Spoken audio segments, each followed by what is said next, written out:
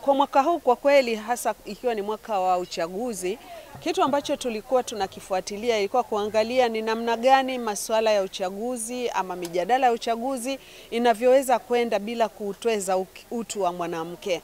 Lakini wakati tukiwa tunafurahia kwamba teknolojia ni jambo jema, teknolojia inaleta maendeleo, kuna biashara, wanawake wengi wanafaidi kufanya biashara mitandaoni, lakini pia wanajifunza kupitia mitandaoni, wanawake na wasichana. Tunaona kwamba pia ule udhalilishaji ama ukatili wa kijinsia umeingia mitandaoni. Na unapoingia mitandaoni umekuwa ukiwakumba wanawake maarufu, lakini pia na wanawake wanasiasa. Sasa kwa mwaka huu wa 2025 ambako tunaelekea katika uchaguzi mkuu wa madiwani wa bunge na rais hapa Tanzania, tunawaomba Watanzania kwamba wapingane kwa hoja.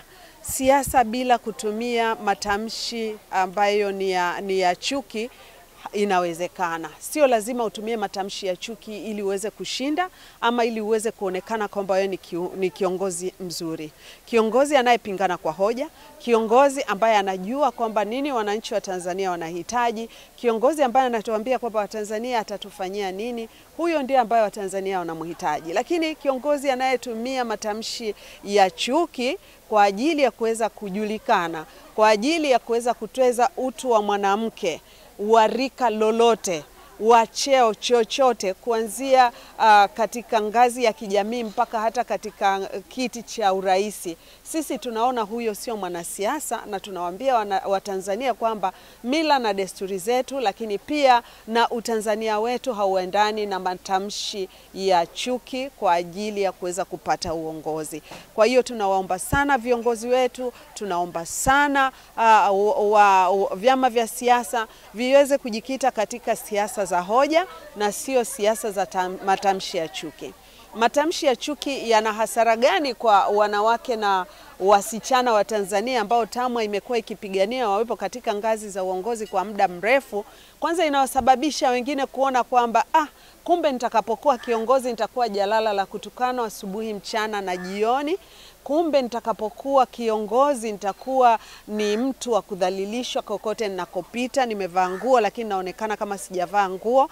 Kwa hiyo TAMWA tumeona kwamba katika mkutano wetu mkuu tulizungumzie hili ya kwamba siasa bila matamshi ya chuki, siasa bila matusi, siasa bila kutweza utu wa mwanamke inawezekana, na hili liangaliwe kama ni jambo ambalo ni muhimu la kujadiliwa katika majukwaa, lakini pia liangaliwe kama ni sehemu ambayo inaweza ikawakosesha wengi ambao wanatumia matamshi ya chuki kuweza kukosa kura kwa Watanzania.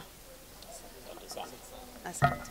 Nikiwa Radio Tanzania, tukaingia TAMWA tukiwa wasichana bado, na tukajifunza mengi tukiwa TAMWA, kwa sababu wakati huo mbali ya kuwa wanaharakati wa kutetea haki za watoto na wanawake, lakini pia TAMWA ilikuwa inatupa mafunzo mbalimbali ya namna ya kutetea watoto na wanawake na walemavu wasiojiweza, lakini vile vile mafunzo ambayo tulikuwa tunayapata ni jinsi ya kujiamini na kuwa kiongozi. Na imenisaidia sana kwa sababu ni kiongozi ambaye katika uandishi wangu wa habari, baada ya kuwa kiongozi, nilikuwa ni kiongozi ambaye najiamini sana. Nilianzia Korogwe, na Korogwe kule nilikuta wasichana na watoto wengi hawahudhurii shuleni. Mahudhurio ya shule yalikuwa ni hafifu sana. Kwa hiyo kwa yale mafunzo ambayo niliyapata TAMWA na harakati zile ambazo nilijifunza nikiwa TAMWA, niliweza kufanya kampeni ya kuhakikisha watoto wote ambao wanatakiwa kuwepo shuleni wanarudi shuleni. Na nilifanya kampeni hiyo kwa kuwashirikisha wazazi na viongozi wote kuanzia ngazi za vijiji mpaka wilaya. Na tulifanya kampeni ile ya kuwatafuta watoto popote walipo. Wengine walikuwa wameshaenda Tanga mjini, wengine walikuwa Iringa, wengine yani sehemu zote Tanzania watoto walikuwa wamesambaa wakifanya kazi mbalimbali za ndani. Sasa nilichofanya mimi nilikuwa nawachukua kwenye mtoto ambaye hayupo shuleni, na wachukua wazazi wote wawili. Kwa hiyo namshikilia mzazi mmoja, nasema mzazi mwingine nitamwachia mtoto atakaporudi.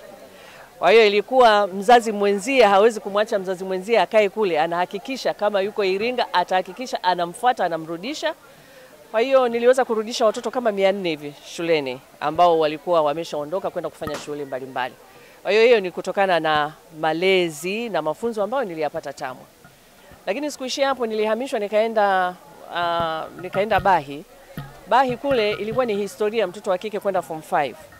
Kwa hiyo kwa ujuzi wangu ambao niliupata TAMWA, ambayo ilinisaidia sana, niliweza kutoa elimu kwa waheshimiwa madiwani wa viti maalum ambao ni wanawake, ambao tulitembea kata kwa kata tukitoa mafunzo ya kuwaelimisha wasichana watambue umuhimu wa elimu na wao kuwa umuhimu katika baadhi ya maamuzi ambayo yanalihusu taifa. Kwa hiyo tuliweza kuzunguka kata kwa kata katika kipindi cha wiki 2 na tukaanzisha na clubs za wasichana. Zile clubs tulizozianzisha tulitengeneza mpaka na katiba yetu, kwamba msichana akiwa kwenye ile club hatakiwi kuvunja katiba tuliyokuwa nayo. Tulikuwa na sheria mbalimbali kuhakikisha kwamba msichana anajisomea na anashiriki kikamilifu kwenye masomo na anashiriki kikamilifu kwenye maamuzi mbalimbali ya shuleni pale, asiwe moga, atambue anataka kufanya kitu gani, kwa sababu watoto wengi wa kike walikuwa hawawezi, yani yuko shuleni lakini ukimuuliza wewe huko hapa form 1, wewe unataka kuwa nani? Haielewi. Kwa hiyo hilo lilitusaidia, watoto wakajipambanua kwamba mimi nataka kuwa mwalimu, mimi nataka kuwa nani. Kwa hiyo ile ikawapa morali ya kufanya vizuri zaidi pamoja na zile clubs zetu za wasichana. Kwa hiyo baada ya kipindi cha miaka kama 3, kwa mara ya kwanza Bahi ikatoa watoto 45 wasichana kwenda form 5. Kwa hiyo TAMWA ni sehemu ambayo inakufunza kuwa jasiri, inakufunza kuwa mtetezi mzuri kwa masuala ya hasa watoto wa kike na wanawake. Zaidi ya wanachama 200 wa Chama cha Wanahabari Wanawake Tanzania TAMWA wamekusanyika kwa ajili ya kutafakari mafanikio, kujadili changamoto na fursa za chama hiki chenye historia ya takriban miaka 39 ya utetezi wa haki za wanawake, watoto na makundi yenye uhitaji maalum.